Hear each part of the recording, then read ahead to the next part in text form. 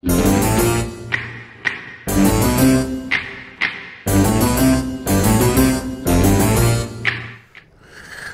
à tous et bonjour à toutes, et bienvenue dans le port de Setikos.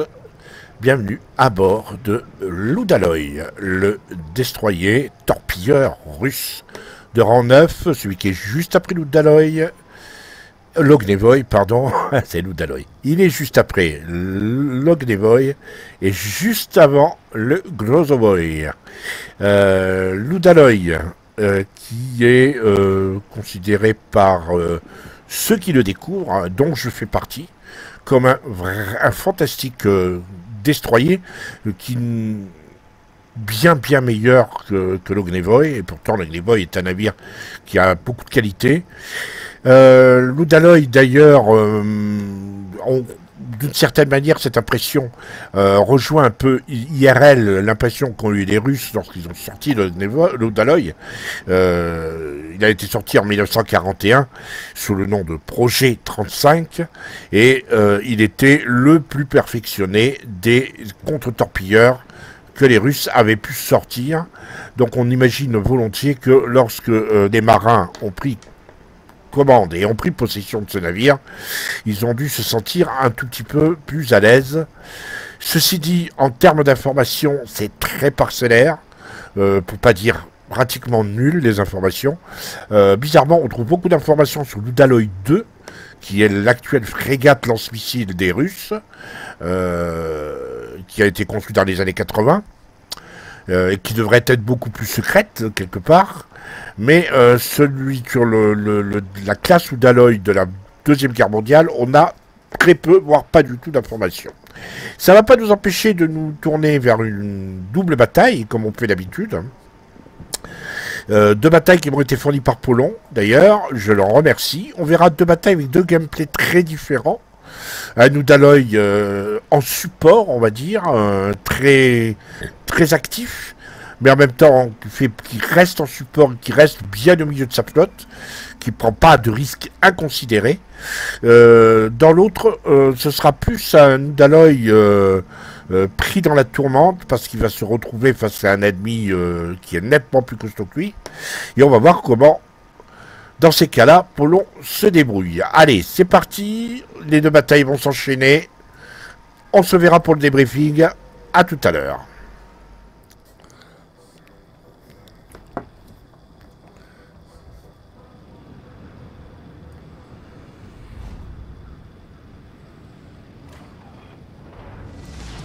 Et nous sommes partis. Chaîne de montagne, en mode domination, bataille de tiers 9 avec l'Udaloy de Polon. Pas mal de tiers 9 en face de lui, et de tous les tiers d'ailleurs dont il faudra se méfier. C'est un destroyer, donc c'est un navire susceptible d'être détruit, y compris par des tiers 7, je pense à l'Atlanta. Il faudra aussi qu'il se méfie du Buffalo et du Saint-Louis, qui sont des croiseurs qui ont... Alors le Buffalo a un meilleur reload que le Saint-Louis, mais qui font beaucoup de dégâts. L'un sur la seconde, c'est le Saint-Louis, qui a des grosses salves qui font très mal. Le Buffalo, c'est peut-être un peu plus sur la durée. En ce qui concerne, bien évidemment, les cuirassés, eh bien, les deux Allemands, hein, le Der Grosse et le Bismarck, à cause de leur secondaire, qui sont assez fumés, surtout sur un destroyer. Alors, Polon s'est dirigé vers C, c'est-à-dire en soutien du Z-46. On demande à un des DD d'aller sur B, mais Polon n'a pas l'air d'être très enthousiaste à cette idée. Il faut reconnaître que il a quand même une bonne dissimulation. 6-8, mais je pense qu'ils veulent, son entourage, ses alliés veulent effectivement qu'il aille faire du spot sur B. Polon a un autre objectif, c'est celui d'aller capturer avant tout et de sécuriser C, d'autant que A et B sont en cours de capture par les rouges. Alors là, le Z a lancé des torpilles un peu à l'aveugle.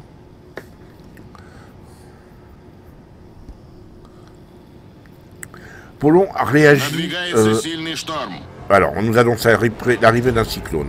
Polon réagit plutôt comme un mini-croiseur. Il est là pour balancer les torpilles. Mais le problème avec cette branche de torpilleurs, entre guillemets, russes, c'est que leurs torpilles sont assez lentes.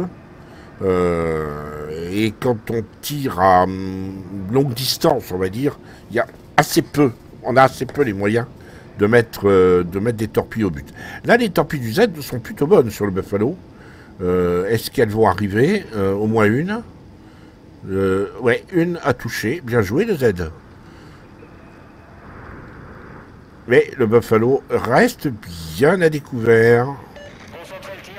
Polon, lui, reste, pour l'instant, camouflé. Hors d'atteinte, on va dire.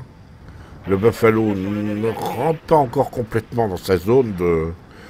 Comment dirais-je, de repérage. Là, il va passer derrière l'île, tant mieux. Il lui reste 9 secondes pour capturer. Il va avoir un soutien à la capture et le Buffalo s'éloigne. Il n'aura pas été vu. Et ben voilà, déjà il assure un cap. Il a une aide à la capture. Ils sont deux quand même. Il y a le Z aussi qui a fait du bon boulot. Maintenant, allons voir le Bismarck, se dit Polon, je suppose, en tout cas, Bismarck et Colorado. Pour l'instant, il vise le Buffalo, mais il n'a pas l'intention de tirer. Maintenant, il va aller sur B, je suppose. Si je connais bien le personnage, ça, c'est une de ses...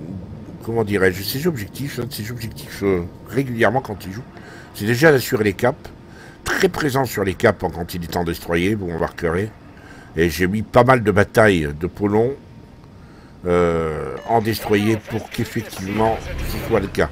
Un Akatsuki qui est allé contourner les lignes et puis qui revient, mais attention, les torpilles ont été lancées sur le Tirpitz, j'ai l'impression, pas le Tirpitz, non, merci.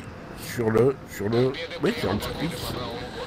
Les torpilles qui ont raté là, du Tirpitz. Donc maintenant, c'est à Polon d'y aller.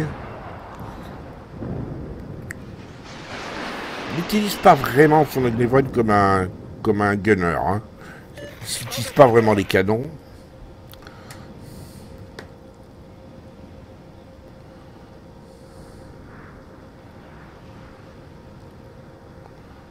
Même si les torpilles sont assez dissonantes, je pense qu'il reste quand même très actif en termes de torpilles.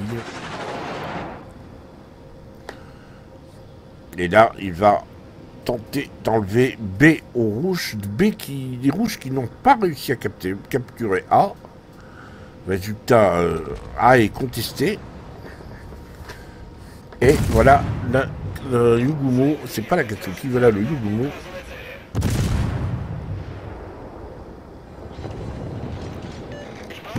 Alors si en plus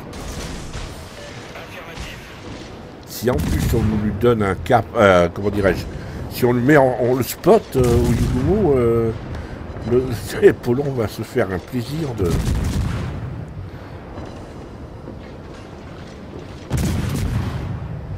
Ils ont perdu un Iowa, un Buffalo, un Akatsuki, hein, du côté des Verts. C'est beaucoup. Contre seulement 2 DD, le Yugumo et l'Akatsuki. C'est beaucoup quand même. Hein. Donc là, il recap. Il était obligé de sortir du cap sous le combat. Il va refaire une aide à la capture. Et je présume que le King George, il se précipite sur eux, va devenir une de ses cibles privilégiées.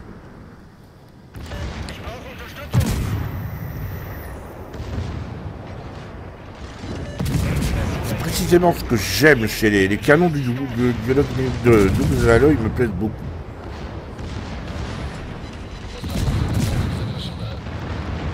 Je trouve la coche intéressante et elle peut servir au dogfight contre les DD, il me semble. Ah, joli torpillage là. Très joli torpillage. Et c'est lui qui le coule. Alors, il rétablisse un tout petit peu la Il aide à la capture en prime et ils rétablissent l'ordre, l'égalité quasiment parfaite.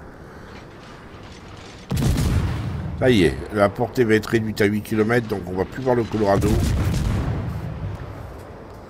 La cyclone était encore à 18 km, mais ça va aller en régressant. Donc, oh,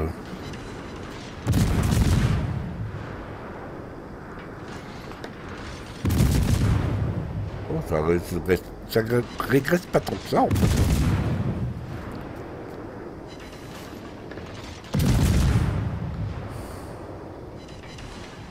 Voilà, il s'est mis au cœur d'une petite flottille. Il est entouré de DD, de petits cuirassés. Il n'attire pas trop l'attention sur lui. Et il peut tirer en toute quiétude. Quand on regarde un petit peu la minimap, on s'aperçoit que les rouges sont solidement installés sur toutes les colonnes à 2-3. Il y a même un AFK a priori chez les verts. Il y a un cuirassé AFK, j'ai l'impression. On le voit plus, on ne peut pas le voir, mais j'ai l'impression qu'il y a un cuirassé. Ça va être un Colorado, parce qu'on a vu le Tirpitz en action. Donc il en reste 2 cuirassés, donc c'est le Colorado qui doit être AFK et qui va se faire couler. Comme l'autre, le Colorado rouge n'est pas au mieux hein, non plus.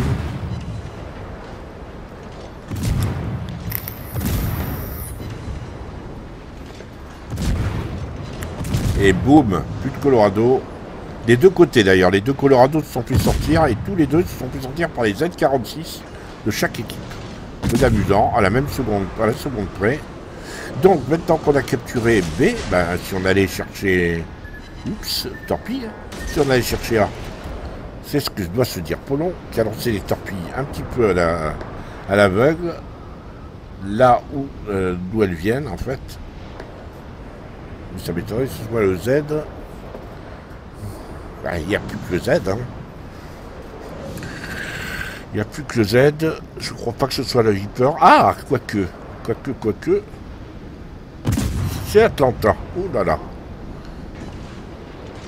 Attention. Là, il y a un vrai danger. Même si le Tirpitz se pointe. Le temps que le Tirpitz est la solution de tir, l'Atlanta peut lui faire très très mal. Voilà, Tirpitz a calmé l'Atlanta. Et normalement, il devrait se calmer définitivement avant peu. Ou citadelle sur un Atlanta, pas mal. À la paix, vous avez vu comme il a basculé à paix. Ça, c'est une chose qu'il faut faire quand on est en destroyer russe, des AP russes. Des destroyers sont excellents contre les croiseurs américains. Vous pouvez mettre des citadelles. Hein. Après, je ne dis pas que le Daloy mettra 10 fois sur 10 les citadelles sur un Buffalo, mais sur les croiseurs légers, oui. Toute la nouvelle branche américaine est susceptible de se prendre des citadelles. Hein.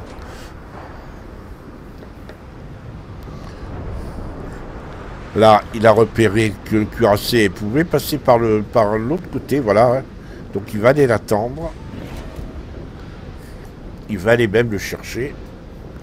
Un deuxième kill, ce serait pas mal.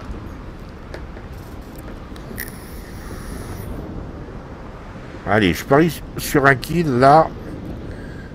Alors, ça doit être Der Grosse qui est là. Ouais, c'est le Der Grosse, bien sûr. C'est inscrit sur l'écran.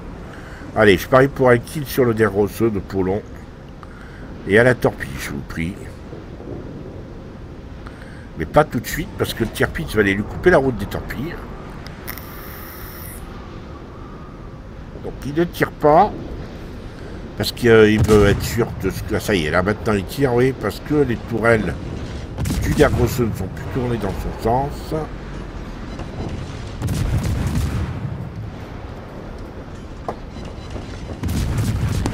Et le Der Grosse est en train de s'enfuir.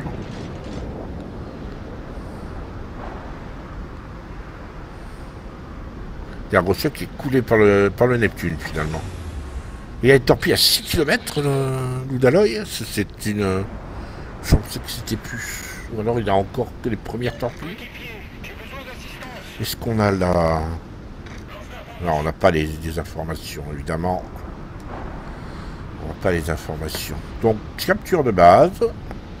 Ça ne jamais que la troisième base qu'il va capturer, ou aider à capturer.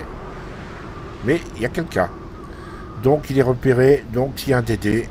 Donc attention, dogfight en vue. Je cherche. Le voilà. Z46. Un client.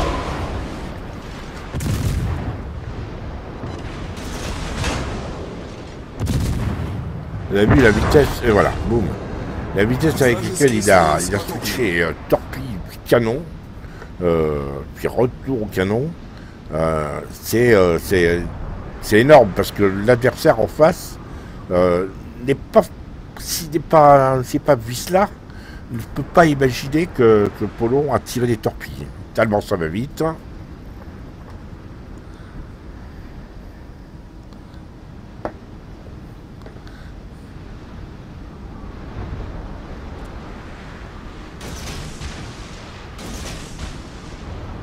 Donc voilà, allez, on continue. On est à 2 kills.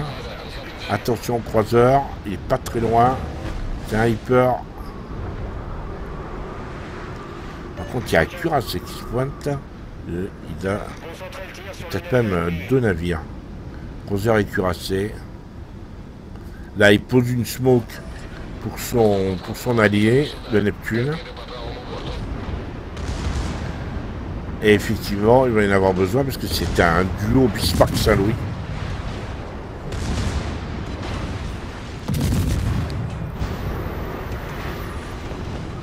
Et double citadelle sur un Saint-Louis.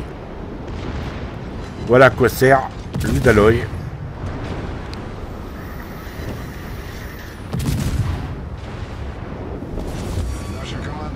Dommage, Neptune l'a fini. On passe à la HE. Parce que le Hyper a sorti de tir-pile. Ce Bismarck l'avait bien descendu.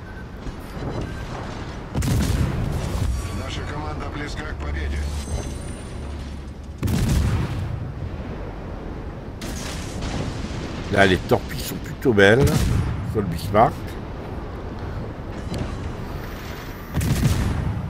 Le Bismarck est vraiment obnubilé par le châle martel vert et qui va peut-être en oublier de se garder des torpilles. Il a l'air de vouloir faire un tout droit, elles sont belles les torpilles. Et vous voyez qu'au canon, il descend. C'est quand même des salves à 2000, pratiquement 1800. Et voilà. Triple torpille, triple voie d'eau et un kill de plus. Désormais, il y a... Eh ben, il reste plus que le Hyper, qui est à 4 kills de Hyper.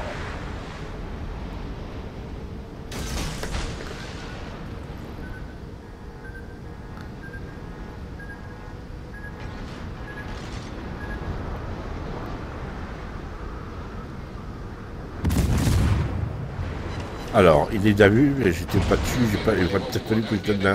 Voilà, le Hyper qui tente un torpillage de l'Udaloy. Attention, il y a encore 6 secondes avant de récupérer un set de torpilles. Et ça va faire vinaigre, ça. Boum. Voilà, les torpilles sont parties. Le Hyper n'a pas le temps de tourner pour lui mettre ses torpilles. Fin, ta game. Крейсер врага потоплен.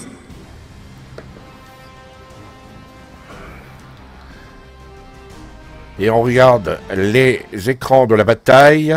Alors, 7192 points d'XP, 540 en XP libre, 4 kills, 219 coups au canon, 4 torpilles au but, triple citadelle, s'il vous plaît, hein, avec un DD.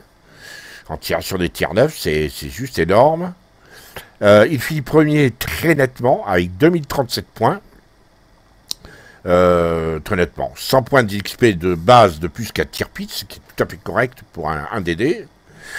Il a fait 37 000 sur un Bismarck qu'il a coulé, 11 000 sur le King George qu'il a coulé, 7 000 sur le Hyper, 4 000 sur le Z46, 10 000 sur le Saint-Louis, 7 008 sur le Yugumo, 7 000, etc., etc. Il a parcouru 76 km, ce qui est énorme.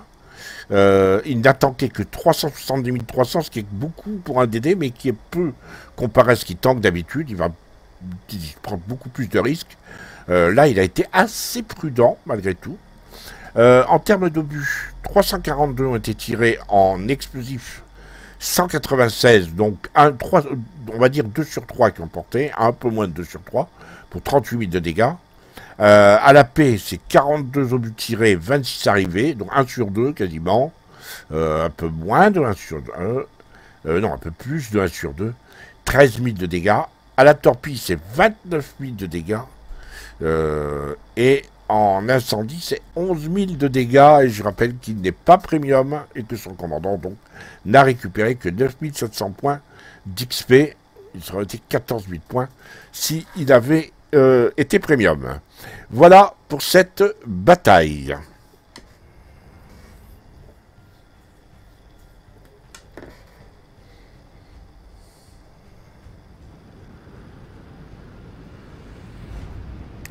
Et on enchaîne sur la carte île brisée avec Polon, toujours, sur son Daloy.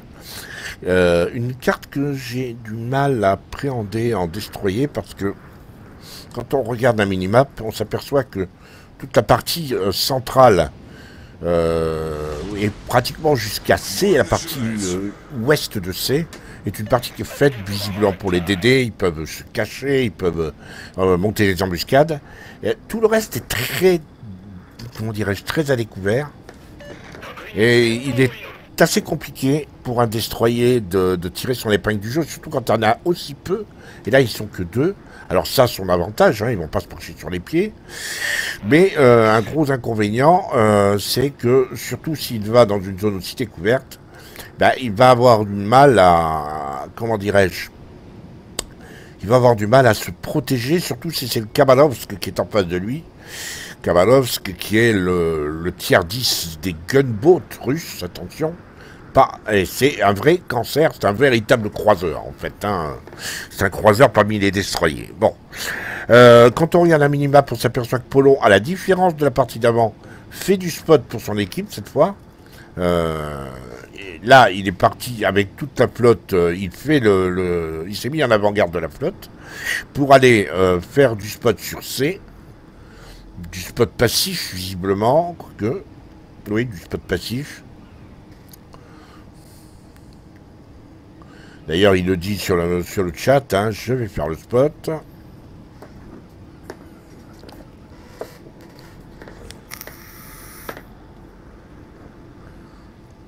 Il cherche même pas à prendre de cap, donc à donner l'information à l'ennemi qu'il y a un destroyer déjà dans le cap.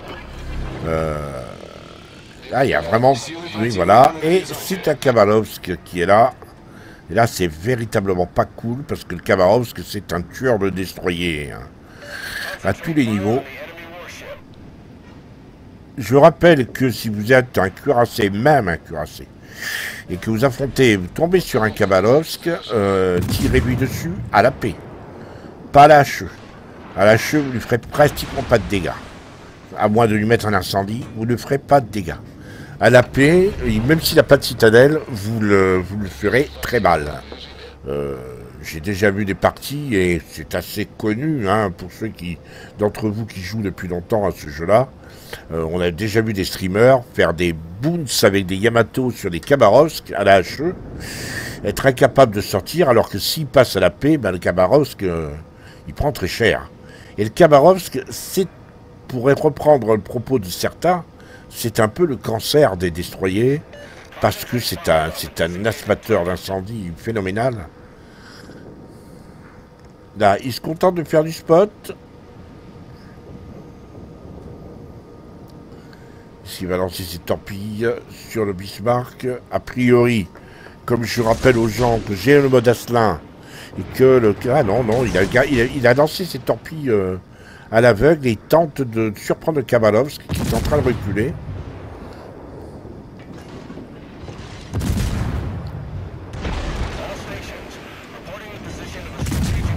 Et le Khabarovsk est diablement précis, comme vous pouvez le constater. Il a cassé le moteur, les tubes dans ce torpille. Et il le débite. Hein. Vous voyez qu'il le débite à la petite cuillère. En 3 salves, il lui a enlevé pratiquement la moitié de sa vie. Ah là, presque 2 tiers de sa vie sont partis. Khabarovsk, il est diabolique, vraiment diabolique.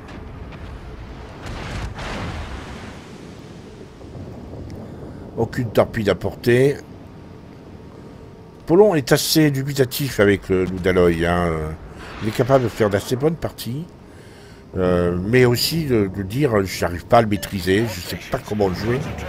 Alors que bon, quand Apollon nous dit qu'il a du mal avec un DD, c'est qu'il y a un problème. Hein. C'est quand même le spécialiste des DD dans le clan, clairement.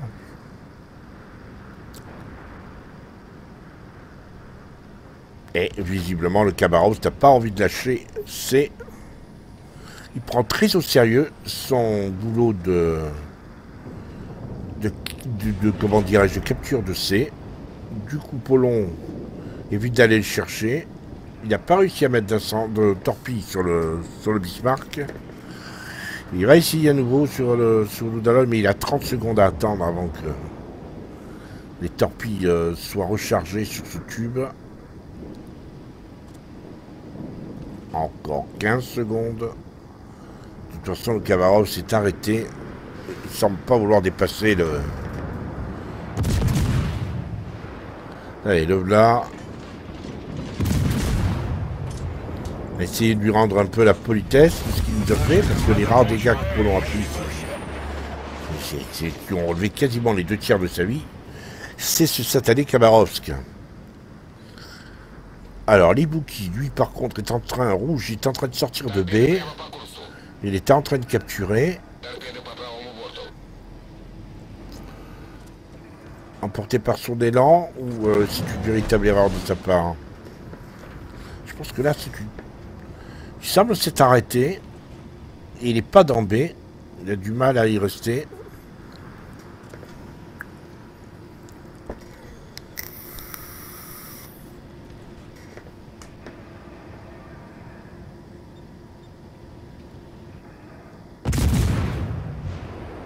Allez, quelques chouquettes en passant au Baltimore.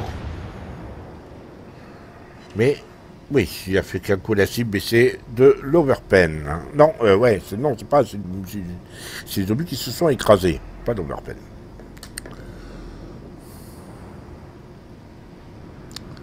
Donc il contourne d'Ibuki, qui a complètement quitté B. Tant mieux.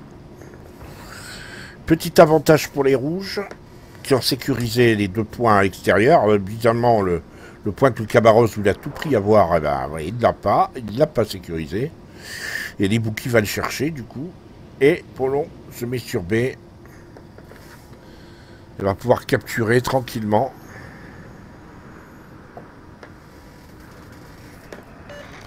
Bon, voilà le Baltimore. Baltimore qui a vu, qui sait qu'il y a un DD dans B, qui commence à tourner pour ne pas y aller. Il est juste à 9 km, c'est-à-dire la portée des torpilles de Ludaloy est de 8 km.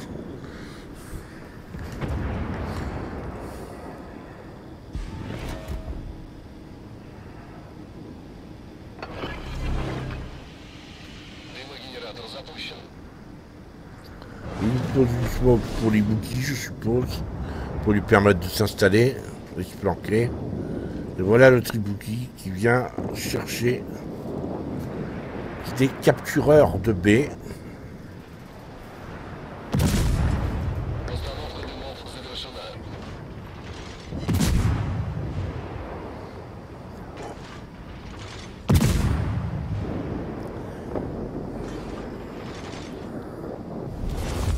Bon, il a capturé B. Maintenant, il s'agit de faire un kill ou deux, on va dire. Parce que pour l'instant, la bataille est assez quelconque.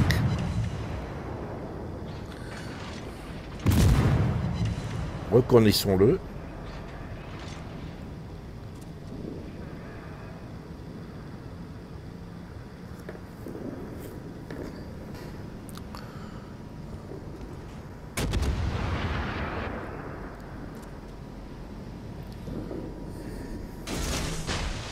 Il lance des torpilles dans le même azimut que l'Ibuki vert, parce que l'Ibuki vert a visiblement visé le Richelieu. Et le navire qui suit, c'est l'Alsace, qui suit le Richelieu. Il va voir les torpilles sur le Richelieu, va se dire, bon, ben c'est bon, je les ai pas prises. Il va continuer sur sa lancée et il pourrait se prendre celle de Ludaloy, tout simplement. L'idée, elle est là. Psychologie. L'Alsace va ralentir légèrement. Voilà, il s'est fait sortir par les bouquets à la torpille. Est-ce que l'Alsace va subir le même sort? Et voilà. 2, 3. Il se fait pas sortir, mais il s'est fait sortir par le Chimakaze à la torpille. Ça fait quand même beaucoup en 2 coups là. C'est pas mal, même s'il n'a pas fait de kill, c'était un joli coup.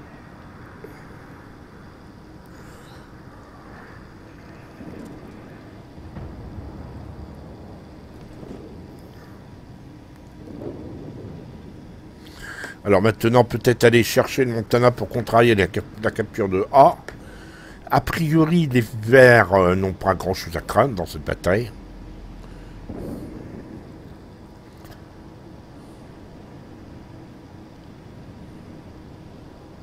Le Montana risque d'avoir mal aux cheveux. Regardez bien. Là, Apollon l'attend. Voilà. Torpille à 3 km. 4 torpilles. Ça va vite ne pas pardonner. Et on se cache. On évite. Ah, il tourne. Il les a vus. Il sait qu'il y a les torpilles. Ça l'empêchera pas d'en prendre une. Peut-être une seulement, avec une voie d'eau. Est-ce que la voie d'eau est active? Oui, apparemment. Donc, il a récupéré un de ces sets de torpilles. Et il refait la même couche. Le Montana qui a l'habitude que les... Voilà, mort. Le Montana qui a l'habitude que les destroyers lancent toutes leurs torpilles en même temps, a dû se dire, bon ben ça va, il a tiré, j'ai plus grand chose à craindre. Et le problème, c'est que Polo avait gardé un 7. Et il y avait un 7 qui était en cours de rechargement. Donc il est ressorti et boum. Ne jamais préjuger de ce genre de choses, toujours rester prudent. Alors maintenant, il y a 50 secondes pour les torpilles du flanc droit. Et il s'attaque à un Baltimore, il me semble. C'est le Baltimore rouge qui est contre le Baltimore vert. Il y a un Baltimore et un Neptune. C'est un Neptune. Plus embêtant.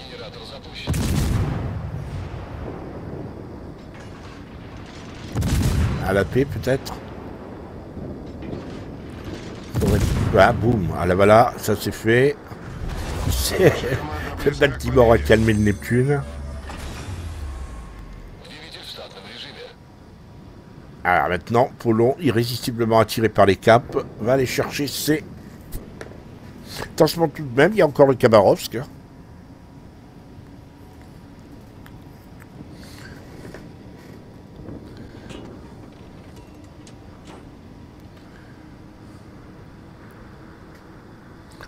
Voyons ce que l'on peut dire de cette capture de C maintenant.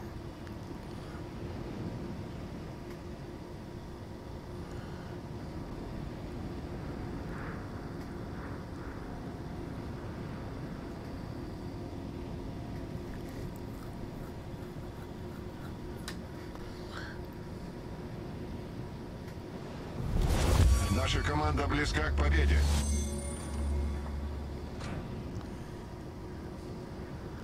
Polon se méfie, hein. On sent qu'il regarde à droite à gauche, il sait qu'il y a le Khabarovsk qui est pas loin. À mon avis, il a vraiment pas envie de tomber dessus, surtout qu'il reste plus assez de points de structure pour affronter de face à Khabarovsk furieux, et ça a l'air d'être un bon joueur. Et oui, vous voyez, et le Khabarovsk a quand même un peu plus de la moitié de sa vie encore. Polon ne va pas aller se frotter à lui.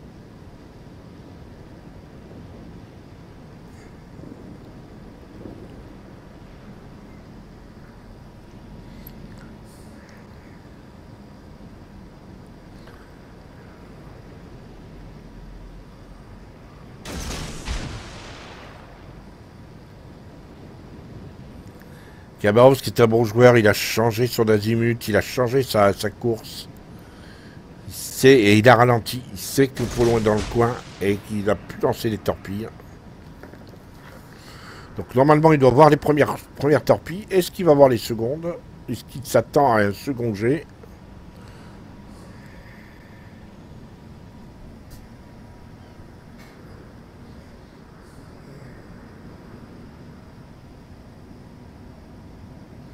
Et ici attendu. Torpille au but sur le Khabarovsk. Joli coup. Enfin, je crois que c'est le Khabarovsk qui a dû prendre le torpille. Je pense pas que ce soit le Balti adverse. Ça y est, il est vu. Ouais, c'était le Balti. C'était le Khabarovsk. Malheureusement, le reload du Khabarovsk est meilleur que celui de Polon.